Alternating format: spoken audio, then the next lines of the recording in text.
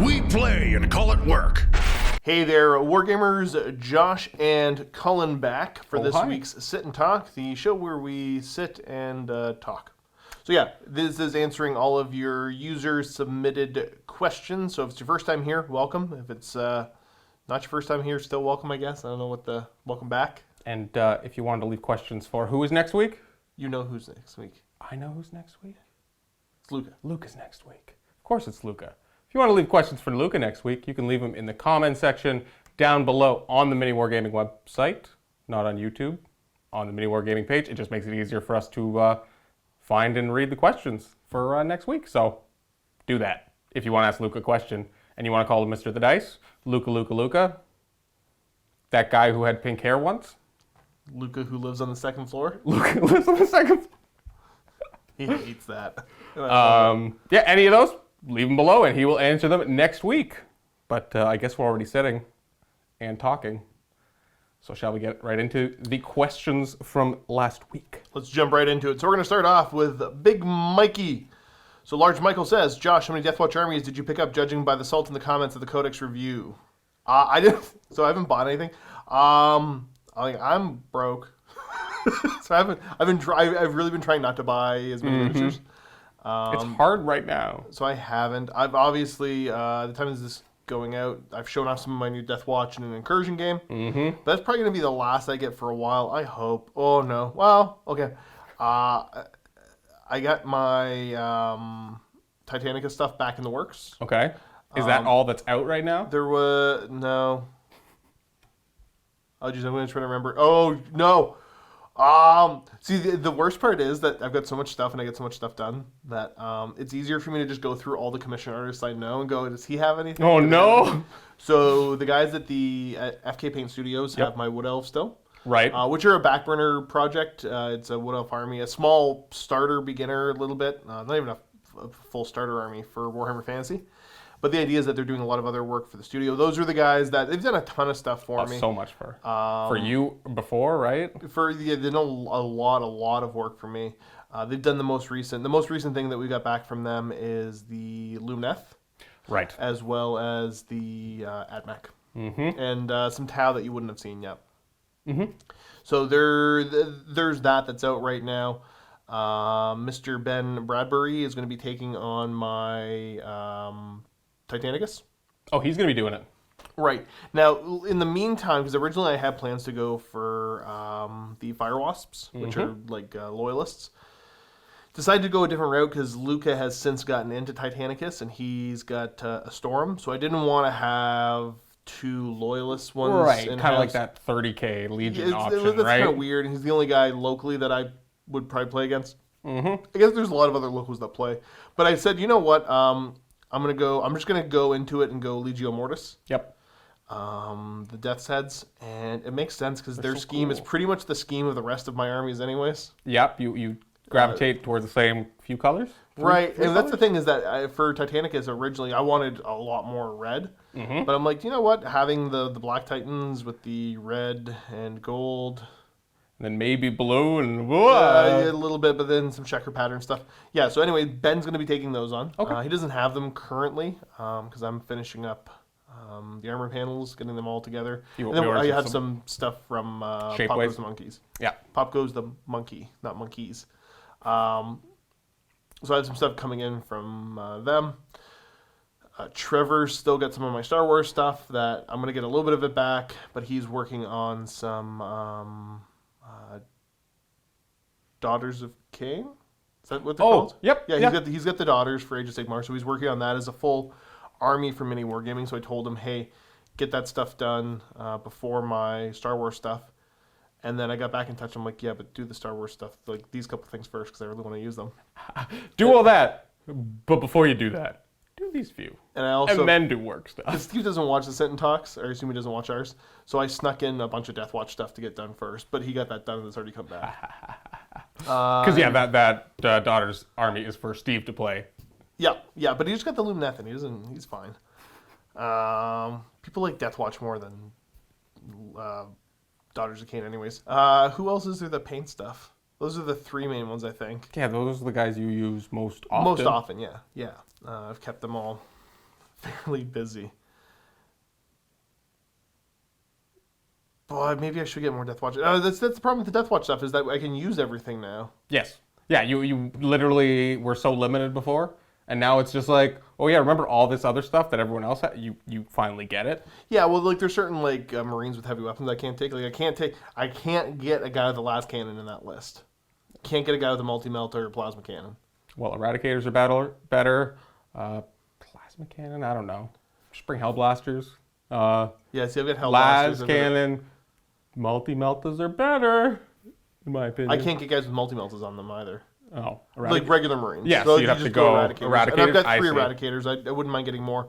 I'm also, the nice thing about not buying more stuff is that I don't have to carve shoulder pads apart to put the Death Watch shoulder pads on. I feel so bad. Such a pain. I feel so bad for you. Like Death Watch is one of those armies, like, you're first taking on the fact of like you're painting all the shoulder pads differently and doing all that. You've got a bunch of specialty units.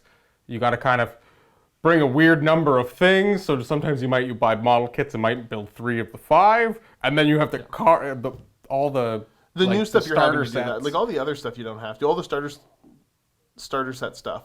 But like for the intercessors, like the ones that were in the starter sets that had them molded on, that was fine. But then the actual kit, they weren't molded on. Nope. I don't know if they are now, but so that was fine. I was assuming that they would do that with everything else, but no.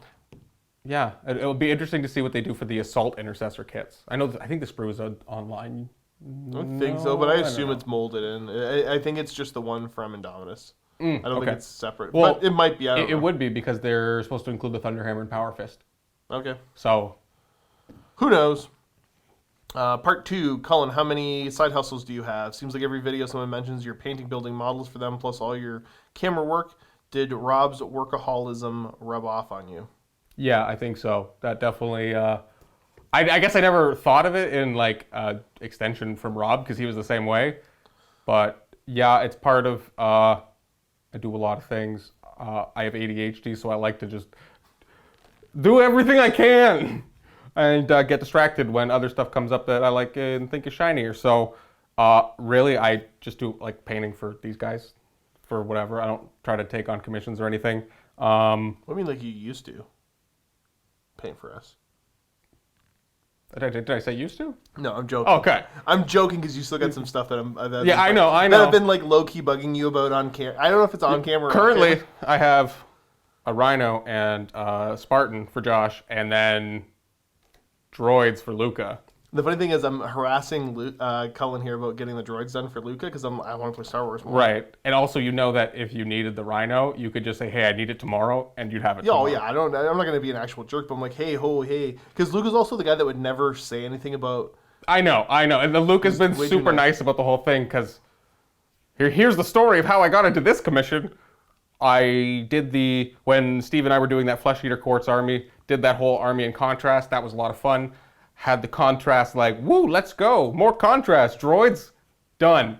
And then I didn't think about the fact that they are not natural surfaces. So the contrast, how it worked on the ghoul flesh looked great, but on the flat surfaces of the droids, I found it pooled too much, and maybe that was due to my own application, so could have been on me.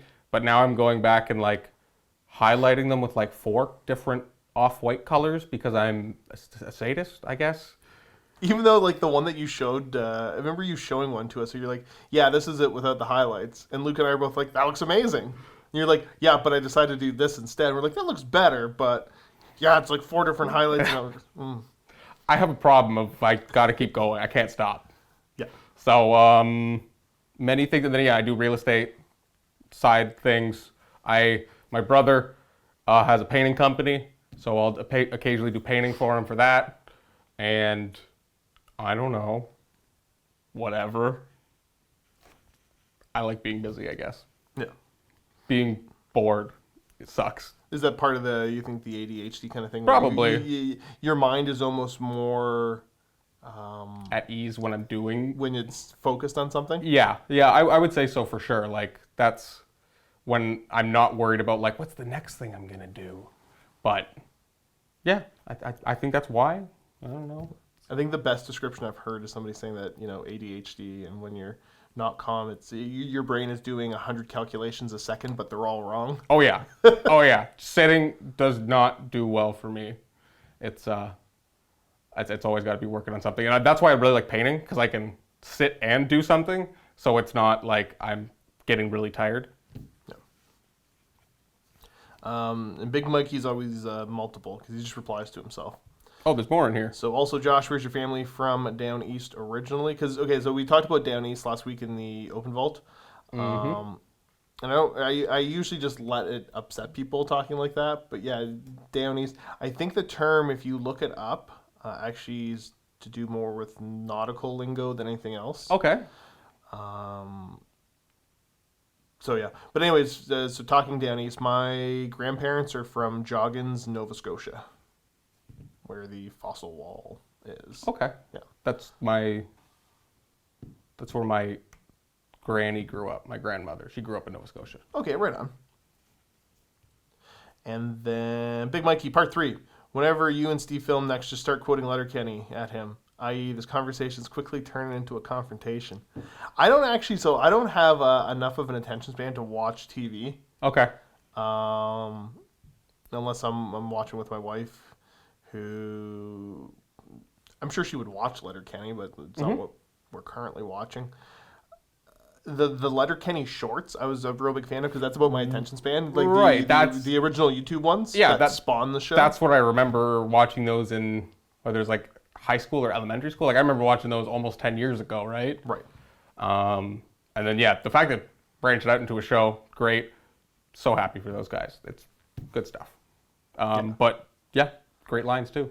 Good Canadian content. Yeah, and if you're not sure what we're talking about, because I think it's on Crave. I don't know if yeah, it's Crave, which is Bell, which is I don't know if that's I think that's only ours, but whatever. No matter where you are, you can find it online somewhere. The show's called Letterkenny, and it's actually it's a entertaining show. Or you can just go on YouTube and find the Letterkenny Problems shorts. There's a couple of them. That was the kind of origin of it, and then those guys kind of went off and did a lot of great things later.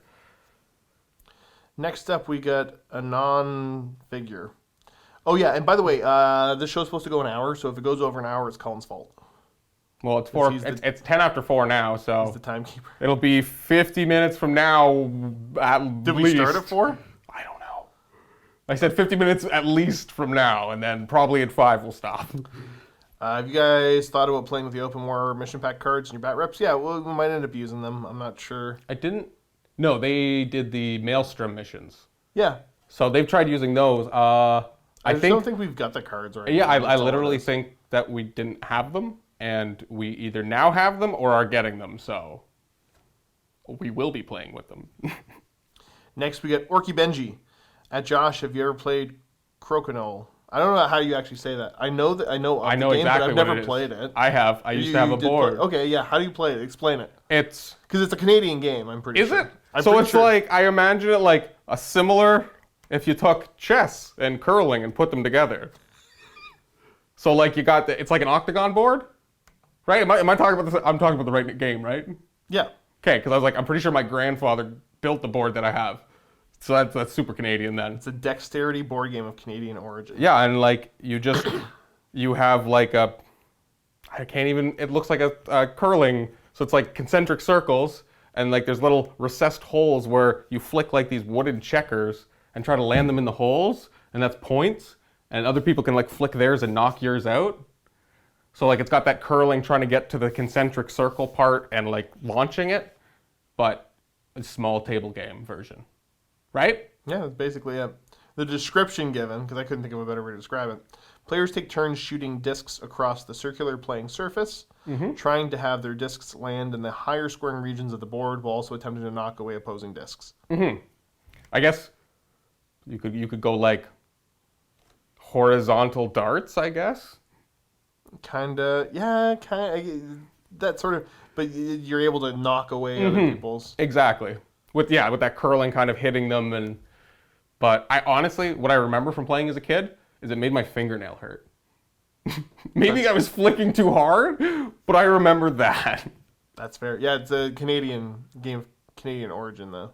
Yeah, no, I can't imagine we'd thrown out the board because I'm pretty sure my grandfather made it too. Well, you didn't throw it out then. Next up, we got Mylan. At Josh, is suffering a necessary part of the human condition? What would people who never suffered be like? At Cullen, why do we judge ourselves by our intentions but judge others by their actions? What are you doing to us, Mylan? Why do we judge others by our intentions? Because we can't. Because we can't guess the intentions of others, so we only have the actions to base our knowledge off of? Yeah, but you can also ask, you can get information on what their intention was. But is it going to be 100% accurate? Is it going to be more accurate than, like, are you an accurate judge of their actions?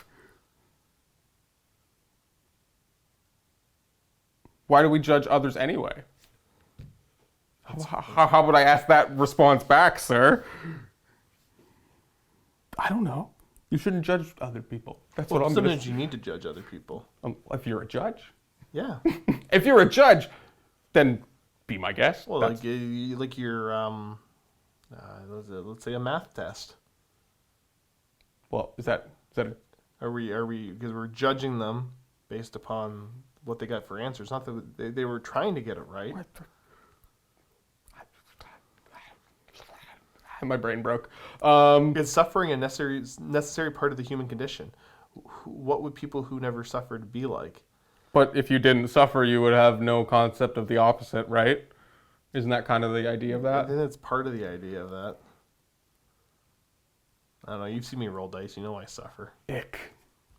Actually, yeah, and your dice. So. Yeah, stop philosophy. Yeah, like I don't mind the philosophical questions, but I like it. It's funny. Boy. There's not a whole lot to really comment on in this one. Honestly, like that question, I think if you would have caught me on a different day in a different mood, that could have been like a 3-hour video. But for now, I don't have anything clever to say about it. So, do I think suffering is a necessary part of the human condition? Absolutely, yes. And suffering is absolutely necessary. Why do we... Again, I'm going to say because the best we can do, without asking the person what their intentions are, our initial first thought is always to just do it, base it on what they do, and not ask more questions. Well, because you can't lie about the results. You can lie about your intent. That's true. Right. That's where I usually kind of come down to. Yep, that's fair. Josh, or Cullen. What would you say? You didn't say his name. What was that? Oh, go for it. It's Sultai Till I Die. Because I agree, sir. If that is actually Sultai, yeah, I agree. Okay. It's black, blue, green, and magic. Oh, it's Magic the Gathering things. Is Crawworm still a good card? Yes. Is it actually still a good? No, I was gonna say it wasn't that great of a card back then. I don't think when I was playing. How about Grizzly Bear? Oh, love me a good bear. But because that's not the standard anymore, I assume. Because that was one colorless, one green for 2/2. Right. Now that just means a colorless and a color as a 2/2. I know that's a term, but I'm going like, is that still a common card, or is it the same mana cost 2/2, but it's got an ability? They all have abilities now. Okay, so yeah, the standard Grizzly Bear for Magic isn't really a thing anymore. That archetype isn't. Okay. Correct, but the term still exists.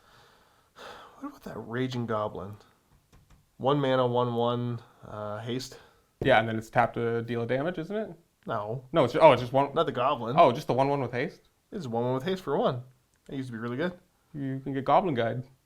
Use 1 mana 2/2 with haste, and reveal top card of your opponent's library every time you attack them. If it's land, put it in the battlefield, and if it's not, put it in their hand. That's awful. No, that's great. No. That's twice the damage on turn 1. Yeah, there's no. That is a I don't like this. 10-turn clock instead of a 20-turn clock. Unless you get 2 Raging Goblins. But the next turn... I know. I was going to say, next turn you still did 3 damage. Okay. What would you say is the best house for a new Imperial Knight player? I'm thinking of doing Mortan, but not quite sure yet. Love to see the big old mechy boys do their thing. Do you have any... I don't know much about Knight houses, so I can't... I would say whatever you want to paint. Again, that would be my option, because I would base it on whatever colors I think look cool. Yeah, that's kind of... I was going to say something very similar. So depending if you want to go shooty or close combat, I like House Mortan because it's one that you don't see very often. It's not the standard choice. It's because it's not the best choice.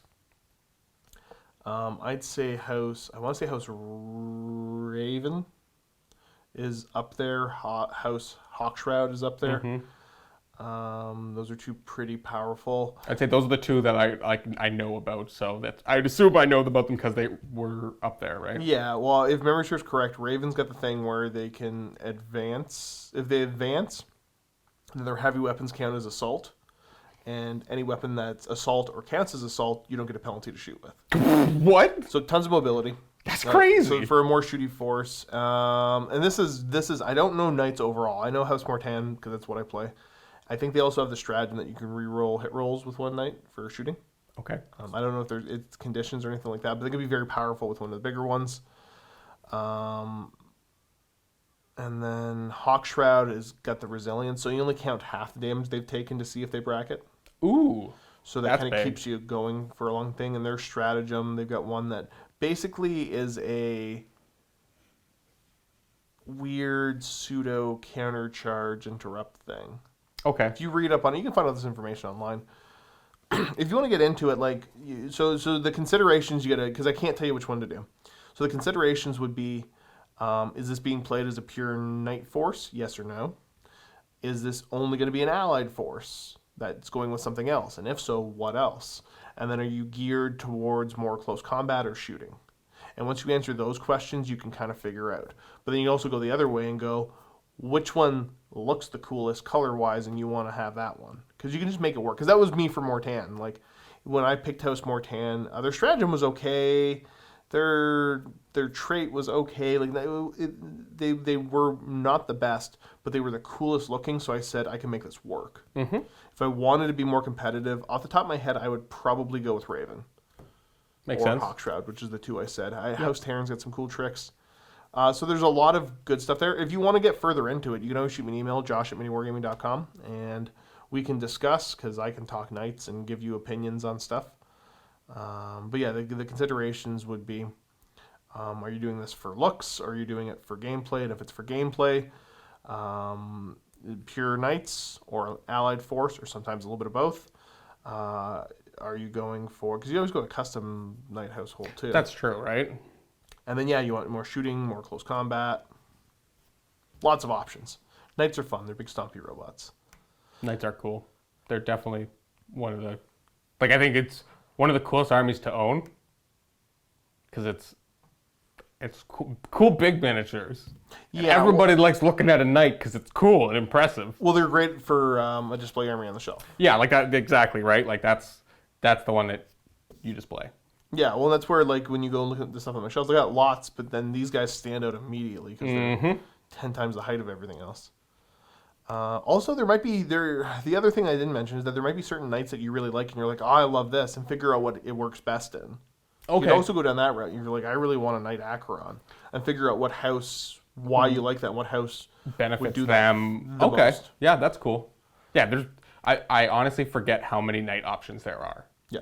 And then like when I'm editing your videos and I'm like looking it up and I open like the drop down of all the different knights and I'm like, and then you go to Chaos Knights and you're like, well, that's sad. The Chaos Knights are almost on the same level now, though. Really? Okay. Okay. I think they've almost got the same amount of houses. Okay. Yeah, they have given them quite a bit. They're Imperial Knights are better because they're still better. But the Chaos Knights. But the Chaos Knights, they've given them a lot to bring them on the same kind of scale of options to different houses, relics, stratagems, all that.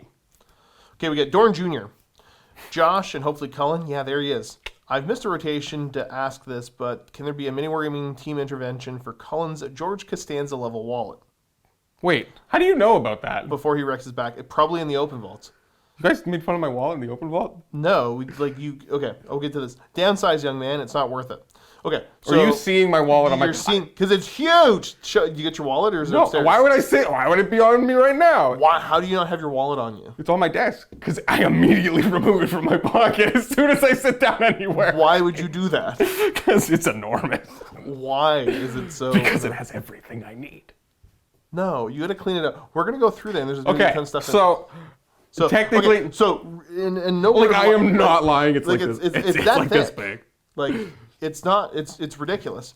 Now, I gotta be careful when I show mine one off. So It has a silly phrase on it. for my wallet, it's that thick. Like it's a reasonable wallet. I guess you guys could probably go back to an open vault and you'll see it sitting on my desk. Yeah, you're ridiculous. It is literally the George Costanza wallet, and the whole point is that that's gonna wreck your back. Okay, so And what's I the only point? sit on it when I'm driving because That's enough. I can like kind of turn it around and it can kind of sit in like the spot that I don't sit in that corner of your car seat. But I also tend to remove it from but I have tax receipts in there because I have business expenses. I also used to have. You don't need to keep those on you at all times, though. Yeah, but you would imply that when I got home, I'd remember to take them out. You would remember because your wallet's that thick. That's normal. No, it's not normal. So anything they make a Seinfeld episode about is not normal. What about that time that they made a Seinfeld episode about it being rude to call somebody on a cell phone? Different time. But still, I'm kind of old school about right. that sort of stuff. You're not right. People know how big your wallet is because you can't help but see it on the open vaults. So funny. Yes, Josh has given me crap for like years about this, and I don't know. You're going to wreck your back. Again, I immediately take it out. The biggest thing is it has a change compartment. Now, it's not so relevant now, but I needed it when I lived in Toronto for subway tokens. Granted, it's been 3 years. So, So you keep it in your pocket when you walk around then? Yes. Like your jeans pocket or My like back your pocket. coat pocket? My back pocket. Of your jeans then? Yes. Okay. Yeah. I guess, you know what? It's going to be one day, like, there's going to be some sort of a firefight that erupts and, like, there's going to be a stray round that hits that wallet. Yeah, it's going to, like, prevent me from getting shot in the butt. Man, it's going to be great. Or I was telling Josh, like, I'm going to use it as a weapon against somebody. Someone's going to try to rob me. I guess, and they're not going to take my wallet because they're going to be like, who wants a wallet that big? And then I'm going to be like, come back, and I'm going to throw it at them. Yeah, I was just imagining a mugger being like, give me your wallet. And you handing it over and being like, are you okay, man? Like, what is this? Okay. Number 2. Cullen, any chance you could drop the decibels of the opening MiniWarGaming dice roll by 5 or 10? It's usually the loudest thing that comes out of my TV. Yeah, so... I mean, he could. I can. The only thing is it's literally different on everything you listen.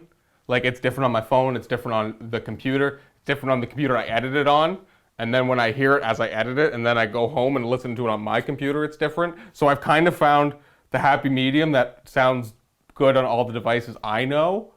That we get the least complaints about. Yeah, so I'm terribly sorry. I know what that's like. There's a YouTube channel I watch that does the exact same thing. No, actually, it's the Horse Heresy books. The audio books. That was the music for the interludes is really loud in my car for some reason, and then I have to crank it down, and then it sounds like whispering when they start talking. So I understand, and I'm sorry. I think that just has to do with lots of different companies making many different speakers with very little baseline testing, I guess. I don't know. This has been a problem for me too. I'm sorry. 3. Keep up the good work and thanks for all you do. Josh, I have been enjoying the Oath campaign as well, although it was disappointing when you decided to be seduced by the ruinous powers a tiny bit. Hopefully you can atone in future missions. I don't know what ruinous powers are talking about. The Emperor was talking to me. Yeah. Like an Imperial Saint was talking to me. Yeah, in a very deep, gruff, not even scary voice at all. He's down when he smoked a lot.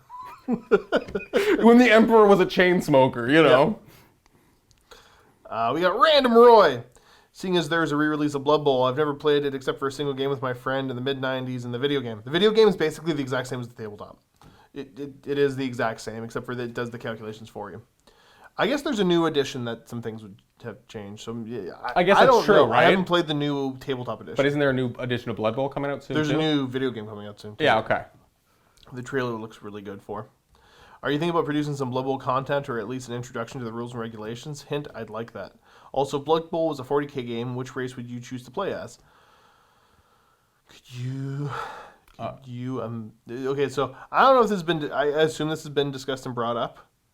There's somebody here who gets way too emotional about Blood Bowl, and I'm not gonna throw him under the bus, but his name starts with M and ends with at. Yep. Yeah. Or Atthew, if you prefer. Yeah, ends with Atthew.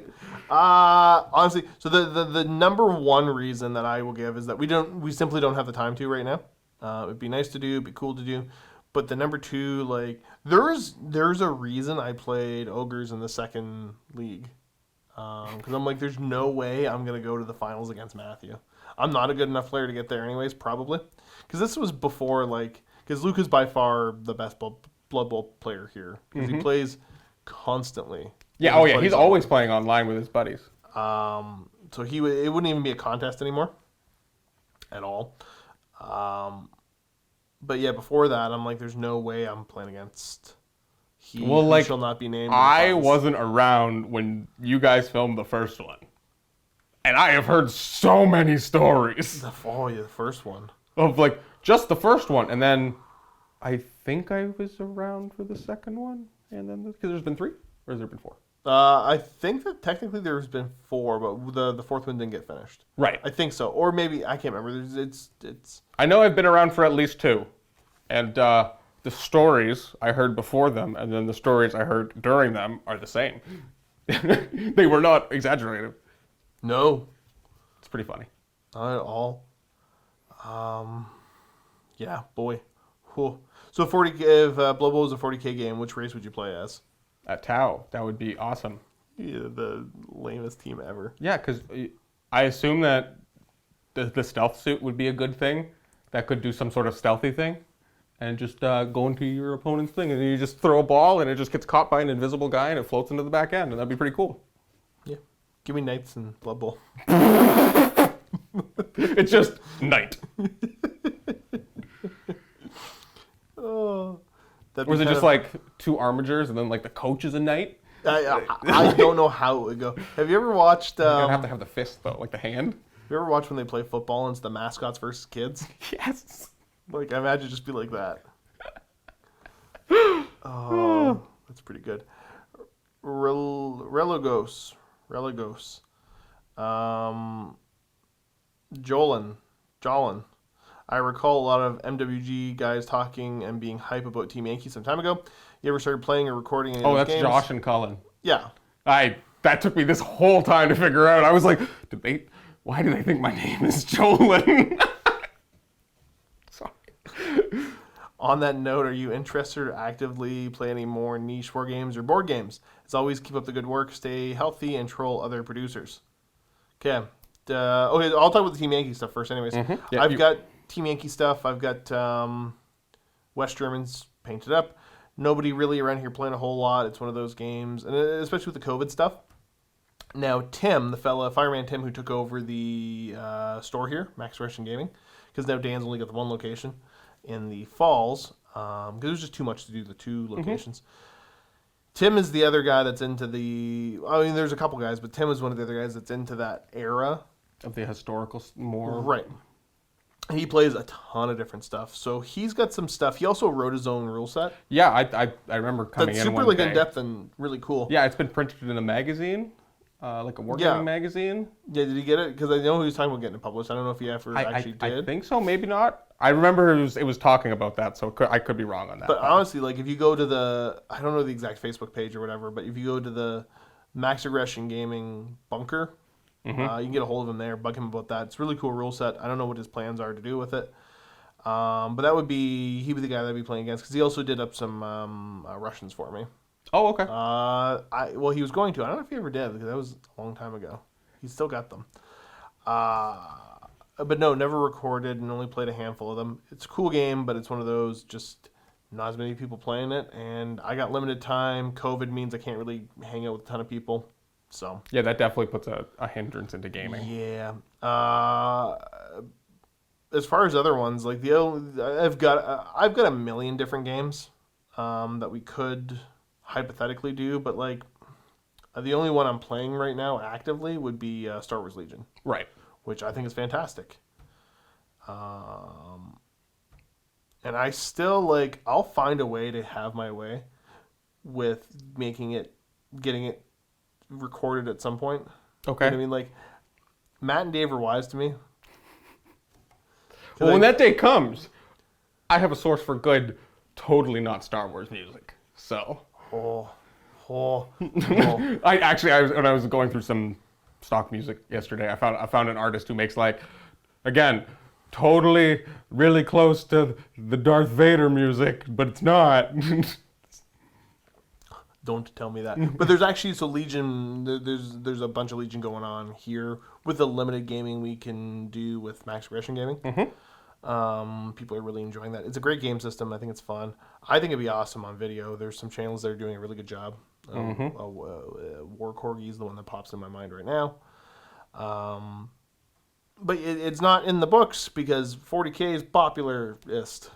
Yeah, and I guess like I'm getting back into 40K now, so that's the game I'm kind of doing right now. So no real plans on anything else. Just working on Crimson Fists. Were you a Star Wars fan? Oh yeah. Like an actual Star Wars fan though? Yeah, like yes. Okay. Yeah, very much. So, I was huge when I was a kid, and then grew up only to realize that I saw things through the eyes of a child, and was disappointed greatly.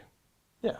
So if you had to, hypothetically, if you were to ever play a Star Wars game, would you play as the Rebels or the Empire or maybe the CIS or the Republic? I don't know. I actually don't know. Like, what would be the coolest thing to do? Do they have Ewoks yet? No. Dang it. No. They got Wookiee warriors though. Who can bring them? The Rebels. Than them. Yeah, you would play the Wookiee warriors. They're actually they did a rewrite of the rules and they got some. 100%. I think they got duelist or something. Because like you can bring Chewbacca. You can totally bring Chewbacca. Yeah. He's an absolute tank. There we go. Okay. Well, if you didn't already have somebody else's Legion you were painting up, I would throw Wookiees at you. Stop. I'd love to get some variety on the channel. It's just one of those. We already produce a lot of content. There's only so much content we can produce, and 40K is what brings the peoples in. Because we've tried other stuff. Like we tried X-Wing when X-Wing was super popular, and people wanted to see very high-end tournament play and nothing else. That's the thing. And they wanted it filmed with the top-down camera and two people commenting on the game, not the people playing, narrating it. And that just doesn't. They wanted the more tournament coverage, which we weren't offering anyway. Right, and wouldn't have made sense for us to try to do. No, I don't think that we. The post production would have just been not worth it for how much content, how regularly we put stuff out. Yep. And the amount of interest there would have been. Yes.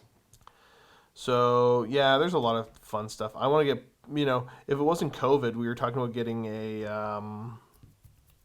what's that game? Board game. We're all going to play. Luka's got a copy of it. Twilight Imperium. I'd love to get some Twilight Imperium games in. It's not like we're ever going to record those. No. Who wants a... Would you guys watch a 10-hour video? I don't know. We'd have to play a couple times to get used to it anyways before we could make it entertaining enough for people when they were watching. But yeah, I don't know. This is what... I've always been the guy that plays a million different game systems. And like, hey, variety is nice. Even though I understand why it doesn't work for what we're doing right now. I've talked about wanting to potentially, film and do my own channel, but obviously I haven't because part of it is that as motivated as I get, I would be doing it just for the sake of doing it, and I don't got enough time to do it in the day. Mm-hmm. Like I already devote enough of my off-work time to this hobby, so I can't be entirely consumed. Well, because then you would have to replace all your off time hobbying, working on your armies with that. And then so you wouldn't be able to have any time working on any of your armies. So eventually they would never get worked on. Right. And it kind of like snowballs out from there. Right. Okay. Legend. Cullen, can we get you on an AOS bat rep? I want to see you play your Skaven that we see Luka borrowing. So usually what you see Luka borrow is all of my AOS Skaven Sans a Doom Wheel, I think. Like, literally, my AOS Skaven is 1 unit of Storm Fiends, 2 Warlock Bombardiers, an Arch Warlock, a Warlock Engineer, a Cannon, and a Doom Wheel, I think. Like that's it. That's all my AOS Skaven. Maybe I'll get back to them one day. Clan rats are a lot of rats to paint. What's the toughest part when you're painting Skaven? Like when you paint them, like what's the no? I'm not even getting at that. Oh, okay. No, not the eyes, because I know. Okay, I was gonna be like the eyes again. So like, what's the easy part about painting a Skaven warrior? Let's say, and what's the tough part about painting a Skaven warrior? I don't know. The easiest part is priming it brown. Will you prime it brown? Like, painting what part of him is the easiest? Is it like the armor's the easy part, or the weapons, or probably the cloth? Just the cloth. And then what's the difficult part? The doing it 17,000 times. Okay. What about like painting fur? Is painting fur pretty easy? Yeah. Like, but they don't have that much fur. Right. What if they were entirely fur? Like and had a bowcaster? Oh, geez, stop. Yeah, honestly, it just comes down to painting time, gaming time, and yeah, everything else I do just like that. Again, I do have plans to go back to painting them, but it's the clan rats. Yeah, I can't remember. I think I took 20 and have them over half done, I think. But like, that killed me. That made me stop painting for like 3 months because that was a depressing project. And I don't know, maybe it's like I gotta focus on not doing the clan rats and start doing the other stuff, but... The Wookiees? Stop. Because then when I go back to rats, like I also, during quarantine, bought some alternative sculpt rats that I want to paint up and add to my fantasy army.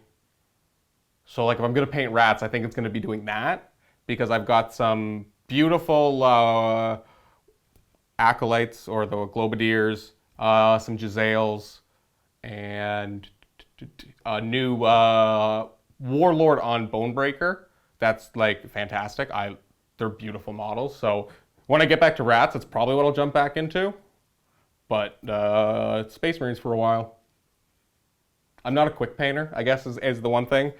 I feel like Steve kind of well, you're a quick painter, but you paint in spurts. Yeah, that's what it is. I get a lot done one day and then nothing for 2 days and then finish it. But, nah. Okay. Thermosphere 428. Hey Josh and or Cullen, what is your opinion on the new Battle Force boxes coming out this holiday season? Do you think they would be a good present to get someone into the game quick? And which do you think have the best overall value, money-wise and points content-wise? Thanks for all the great content. And Cullen, if you are there, you are doing the real work and making the videos come out. And I think it'd be a much less enjoyable watch without your editing skills being put to work. Well, thank you very much. I really, really appreciate that.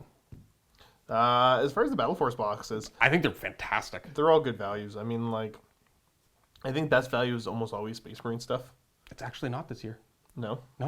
It's, I think I'm not going to say in terms of how much money you save. Okay. In terms of how many points you get in the box. Tau. Oh, it's Tau? Yeah, it's not, like the Tau box is almost... Oh, but you got to play Tau then. Yeah, it's like... Honestly, I'm literally considering buying that box just to sit on for a while, because when I go to actually paint my Tau, like that's an amazing start. And if you can as well, like buy one of those boxes through a discount retailer that exists in your country or whatever, like then get the additional 10, 15, 20% off that box. Like, man, that is an excellent way to start an army. Like, that's a perfect present if you got a buddy who wants to get into it, but is worried about that financial investment, because I think the lowest number of points in those boxes is like 500 to 600, and then the Tau one's the highest at like 900.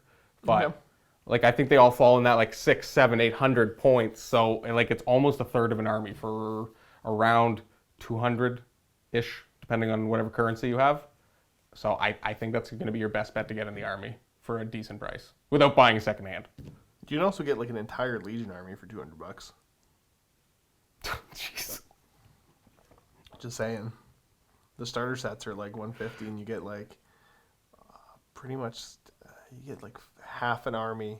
So you get 2 armies in it, and each one's like about 400-ish points, I think, out of like the 800 you play in a standard size game. Yep. Oh, like I can't argue with the price of Legion. Like you look at it and you're like, but the price is so good. It is. It's Star Wars. But yeah, all the Battle Force boxes are really good value. It's always worth getting. What it ultimately comes down to, though, is make sure it's stuff you want. Don't be like, well, I want this one model in that box, and I don't want any of the rest of this, but it's cheap. Have it make sense. Like, because honestly, like usually with those boxes too, like you only end up with one thing free or like one squad free. Like if you save $60, and if you didn't plan on using that squad in the first place, then if you're never going to use it now, if you have a healthy enough community around that you can resell it, cool. Just be smart about it. Don't always go like, oh, it's such a good deal, I got to get it, and then have it sit in the closet like they often do. Yep. I think, again, they price these things to hope that you'll buy them all and keep them in your closet. Yeah. So, yeah, that's a fair point. Make sure you want everything in the boxes. But yeah, they're awesome value. Okay, we got Mentality. Josh and Cullen. Hey guys, I was playing with a bud and stumbled on something. Tyranids may be the best at killing the Nightbringer. 3 damage from psychic powers, then shooting, not bad either with Hive Guard or Spore Mines. Or even the Tyranid Fortification drops mortal wounds and spores. Then there's the Trick Spore Mines blow up the charge phase. That's big. So you can whole extra phase do damage, and then 3 in the fight phase. Because the Nightbringer's got, I think, 9 wounds. 8 or 9 wounds. Is it or 9? something. I think so. Whatever it is, but it can only take 3 damage per phase. Yeah. So anything that can do damage over multiple phases. So like, right, and then the Tyranids being able to do that in the charge phase, which is so unusual. I guess with good Overwatch, damage like that. Overwatch can sometimes do it too, but not reliably. Not the reliable way that Spore Mines just do mortal wounds. So anything that can do mortal wounds in the charge phase is kind of nice. Yeah, so they're probably one of the better equipped ones, but well, then you're playing Tyranids. Do you know what isn't a good army to kill the Nightbringer? Tau. It's they're not in a good place right now. But you know what's another army that's not great at it? Guard. Yeah. Shoot. Yeah, shoot him. And he heals a wound every turn. I know. Yeah, again, Tau, I got 1. I can't even try to fight you. You fight just about as well as I do. I guess that's true. Well, it depends. I got some units, but I'm thinking about my scions, right? Right, yeah. We aren't here to fight in combat. We got Racer 951Y. Josh Cullen, can someone remind Matthew about getting theater mode on Vault Vimeo videos? He was asked about it in a previous sit and talk. Also, Cullen, your army looks great. How did you get the white to look so good on the apothecary? What primer for that? Okay. So first off, the Vault videos. Matthew did mention to us to mention something. Do you remember? I asked him about it, yeah. And he said it's my fault it's not done yet. Yep. Basically, that summarizes it. To go deeper into it, it's something that's on his list to do, but it's not as easy to program as you might think it is. I'm pretty sure when he said he would do it, he thought it was going to be easy. Well, he tried to do it. It wasn't easy, so now he needs... This is something that he's going to sit down and program a bunch of stuff. Right. This isn't just, let's just change that. This is, we need to restructure things. So... Because I'm the villain that writes the schedule here at MiniWarGaming, it turns out that... Blame! Hey, so we can either... I could probably get that to happen. You just might not get videos to watch, though. But, like, the videos that don't exist would totally be able to go theater mode. Boom, bam. So, yeah, it's basically we got to get to a point with that we're able to give Matt, like, a week to do all the programming he needs to do. Yep. Which probably means getting ahead on narrative campaigns. And then, because, again, the reason that you can't pick away at little parts here and there, like, if it's a quick fix and you can get it all done right away, cool. But if it's not like that, like, you're not going to crash the entire website. Mm-hmm. Like, it's one of those, well, maybe he could do it quickly if it works, but otherwise he destroys the website. Mm-hmm. From that small week that Aaron was away and I had to post content, it's terrifying being on the back end of the website, so eek. And then how do I paint white? So, thank you. I hated painting white. It was awful. So the primer, I had actually originally used just like a Rust-Oleum white out of the can, and then Apothecary white. And then when I went to put, I think is it Corvus white? Or Corax white? I think it's Corvus white on the Apothecary. It's the new Ceramite white, the one that's less white but less bad. Doesn't just immediately clump. When I went to go put that on the white primer that I used just from a hardware store, that primer was so white that the Corvus white was actually still darker even with the Apothecary white on top. So I was pretty upset. So I actually, I did have a little bit left of Grey Seer. So that was Grey Seer, Apothecary white, Corvus white, and then, no, it was Grey Seer, Corvus white, and then the edge highlights were Corvus and Ceramite were just the top corners. So, but I did struggle with trying to get the second layer of white to actually look smooth. I'm so used to like painting blue over dark blue, and it came out really smooth. The white is very, very finicky. So if you're going to try that, just be careful and thin coats. Take your time. That's what I got. Next up, Smiling Kira. Hi, Josh and Cullen. Hello. Honest opinion on Blood Bowl. What's your favorite team? Rats. You like rats? I like lizards. What's your overall opinion of Blood Bowl? Real quick, sum it up. I think it's hilarious. And if there's one game, like if I could just buy a bunch of armies, but like I like to use my own painted stuff. But like that's the one game I'd love to have as a box game that I'd have like 8 armies painted up and I can go and play with my friends or family or something. Like that's really what I'd love to have Blood Bowl, but that takes time. For me, best game that Games Workshop has put out. There's some that come close, but this is by far the best one. But not something you could play all day, every day like we do the other games. That's fair. Without there being actual fights. Like physical fights.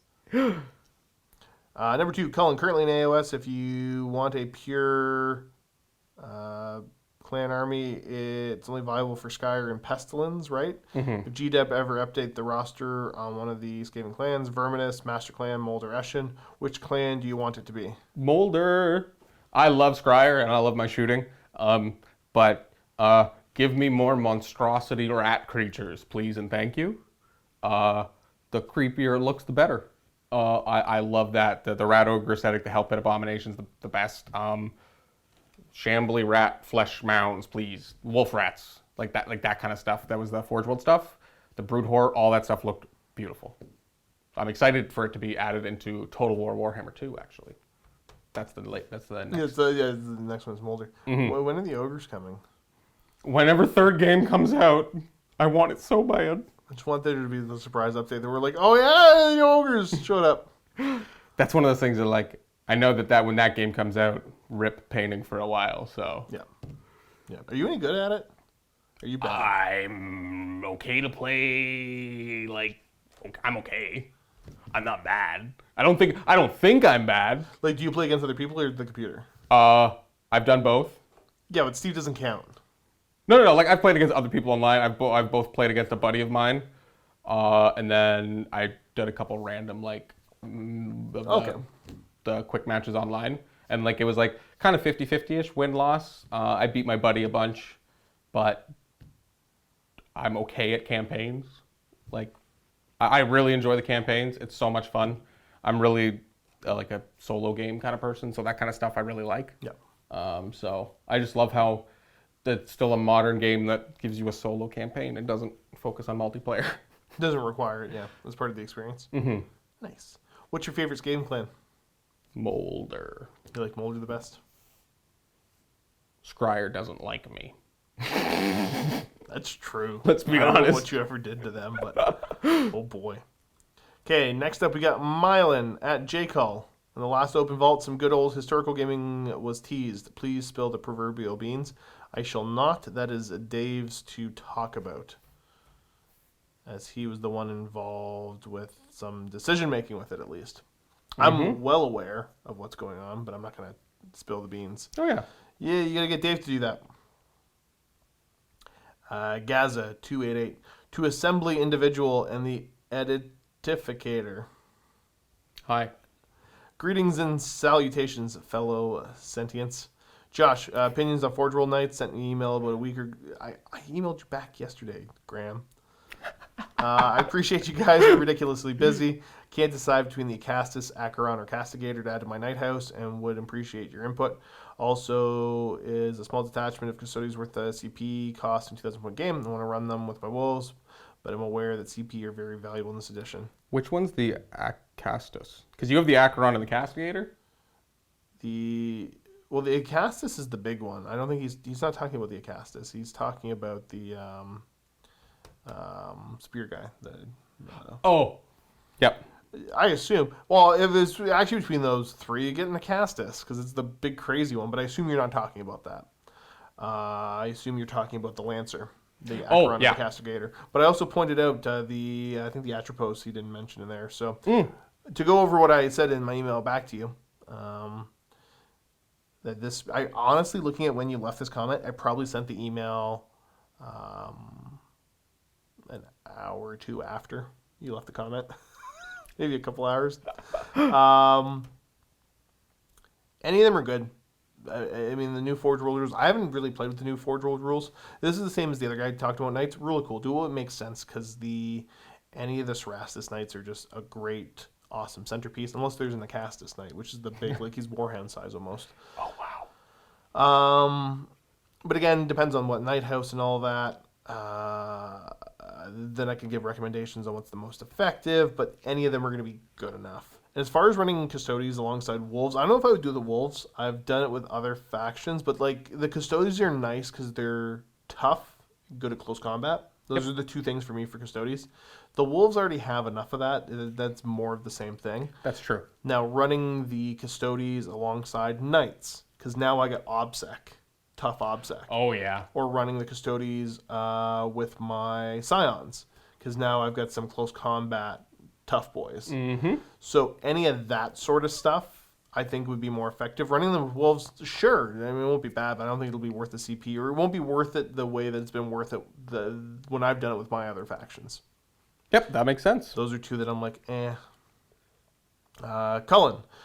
My wife has started Skaven Pestilence and has got a Plague Monk horde with all the trimmings. Nice. We're trying to decide how to expand beyond Pestilence to give some different playstyle options, and we're wondering if you had any suggestions about other clans or specific allies that work well with the Monk horde plus Furnace and Bell list.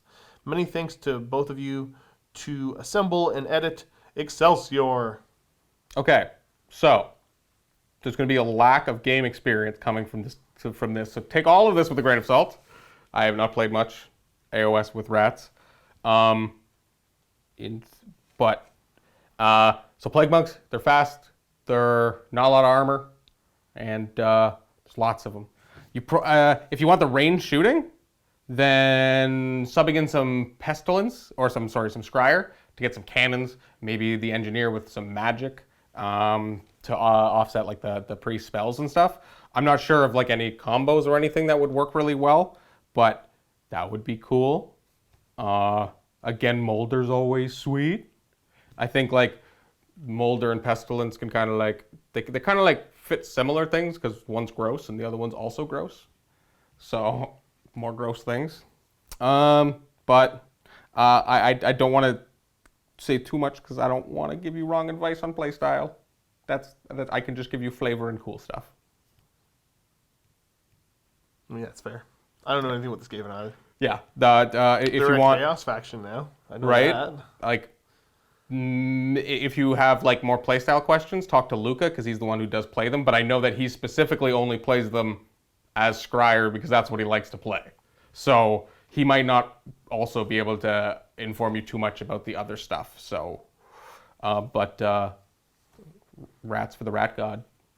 I think honestly, I'm trying to think. I've played against Plague Monks a couple times, but not in this even edition of Age of Sigmar. Right. I think like the last time they would have been on the channels, I think, did Eli bring up Plague Monks? He may have. I think he did. I don't know if I was even playing then, though. I don't think you were. No.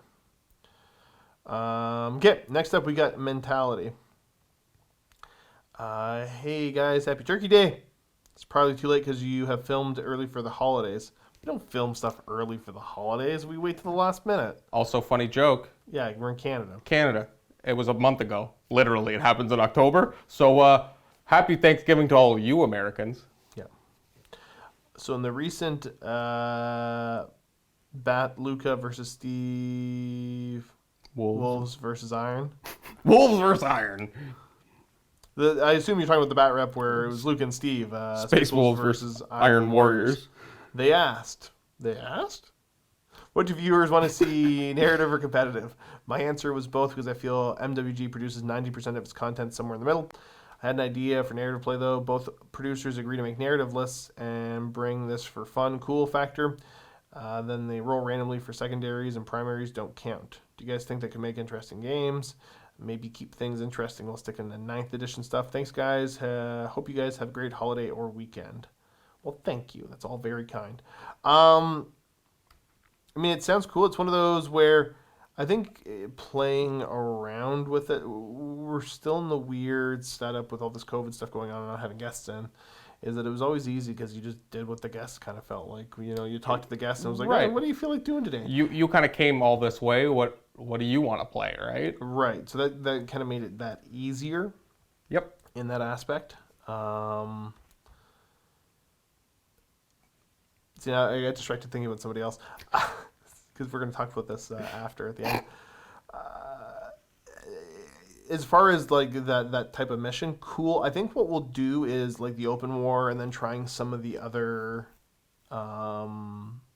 games missions and see how they work with 40K. I think Okay. that was interesting. Like we're going to try some Age of Sigmar scenarios, see how they work out. Okay. And things like that. Yep.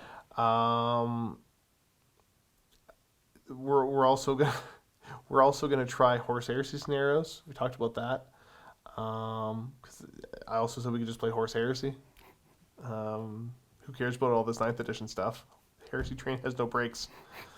I got a Custodes army that I have played like half a dozen times in 40K, but it's a 30K list built for 30K. I'm not painting more Space Marines, guys. But the Fourth Heresy novels are great, and that's what I've been doing. Oh yeah, I was gonna say you are screwed. Yeah. Oh. Yeah, I would. If I had to play, I'd play Luna Wolves because Horus Heresy books and Loken's so cool. But yeah, no, I don't. I experienced painting white once. That was enough.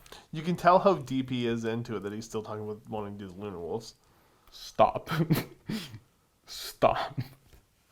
Yeah, but you've been listening to them all audiobook, right? Oh yeah, yeah. They're like, I essentially there was a Humble Bundle at some point last year, and I picked up a bunch of like I think it was like the first 6 books on a Humble Bundle. Tried to read the first one like 3 times, or like listen to 3 times. Had a hard time getting into it at first. So I kind of like went out to YouTube, watched a bunch of like the lore videos and stuff, got myself immersed more into the setting, and then dove back in. And I've read or listened to like I think like 11 books now. I think I skipped like the book of short stories on 10, and what was the other one I skipped? I can't remember. It wasn't the Furious Abyss because I tried to. I read that. I didn't like it. Yeah. It was kind of like, is it over yet? Yeah, because you know what's gonna happen. It's just kind of who cares? It was yes. That whole one was like, the beginning was neat where you got to see some of the other legions and stuff and getting a little bit more insight. But like after that, it was like. It's one of those. It's tough because I mean it's a good novel. It's a standalone and all that. It's good. But like, there's some really, really great stuff surrounding it, which is the problem. And it's so it just feels like it's almost inconsequential to everything else. Yep, That it it's doesn't- so in its own realm that it doesn't really affect anything too much. So it doesn't feel like the weight of it is necessary. Like, Because if you don't care about Smurfs or word bearers, you can skip it, and you're not really missing anything for the heresy overall. You're not. It's okay. So it's worth reading, just not necessarily compared to some of the other stuff. You might want to do that stuff first. Yep. But yeah, I don't know. I'm always one to push for trying to find ways to have different games and variety and all that. I think that's nice when it happens. But honestly, 40K is kind of our bread and butter. It's what our supporters want. It's what our vault members want, and ultimately, it's what brings in new vault members. So it makes the most sense. I just would love to find a way to do some other stuff and have it make sense from a business perspective. But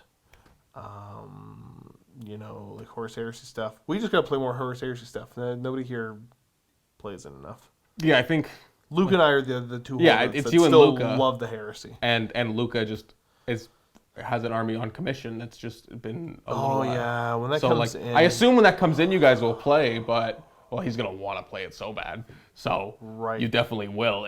That's just a big one. And then that's been just like a long time commission. Like, and Steve's a big fan of it, but I think Steve's right now focusing more on 40K because 30K has obviously lost popularity comparatively speaking.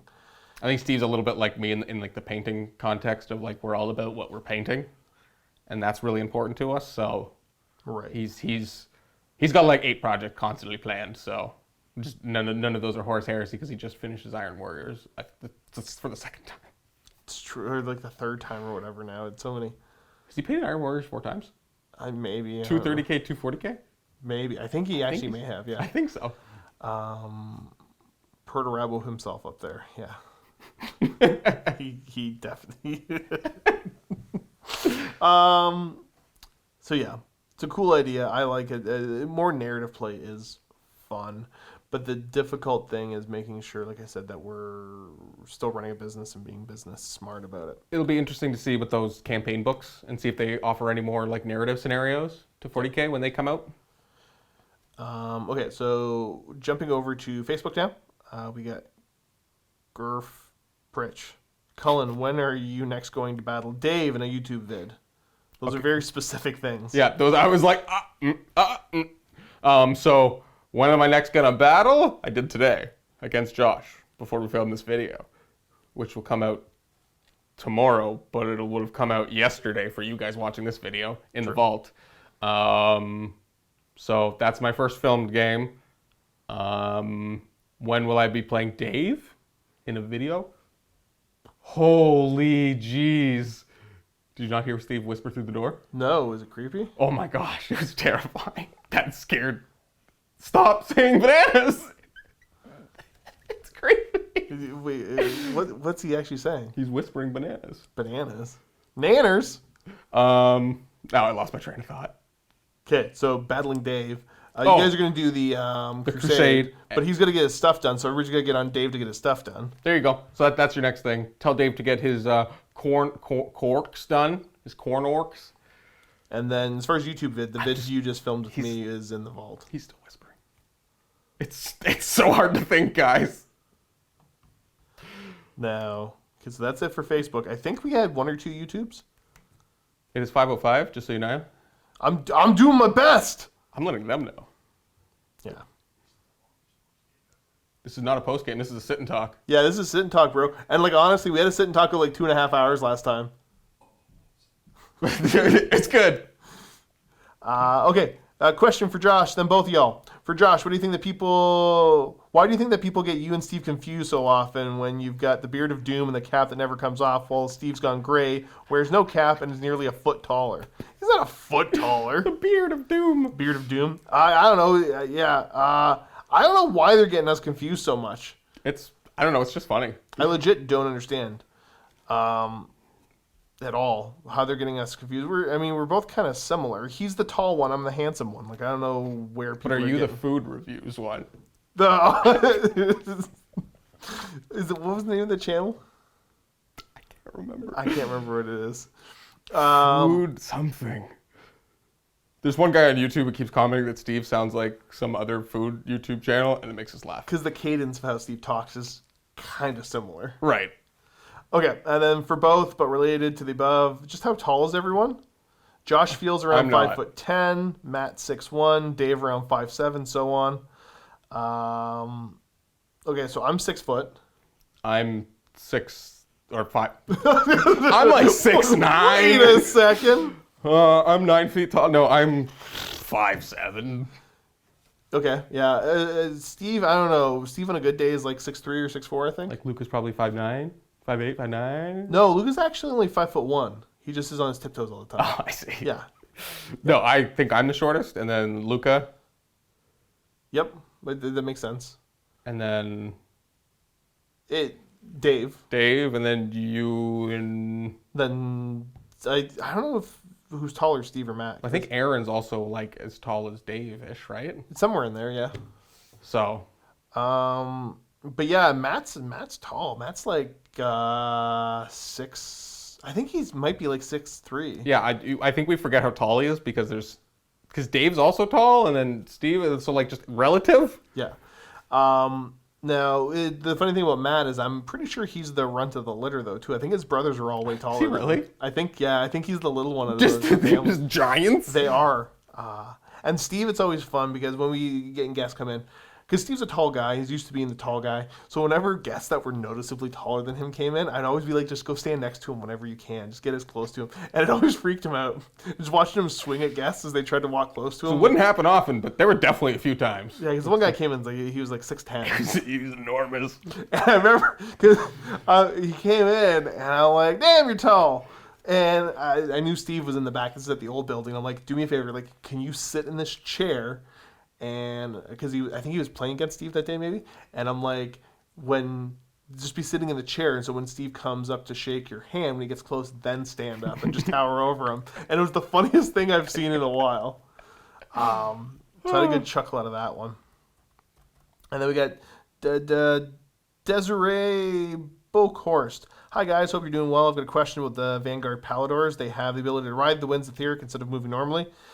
Then you may roll 6 dice and move up to this result. Now I wonder if you could use this ability when you make a retreat movement with this unit. Is retreating a normal move? I don't actually know this one. I don't know Stormcast at all, so I can't advise on this.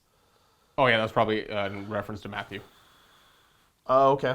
That makes sense. Matt knows Stormcast kind of. He likes playing those lame factions. Yeah, he would know. I was literally sitting there the whole time going, what army is that even?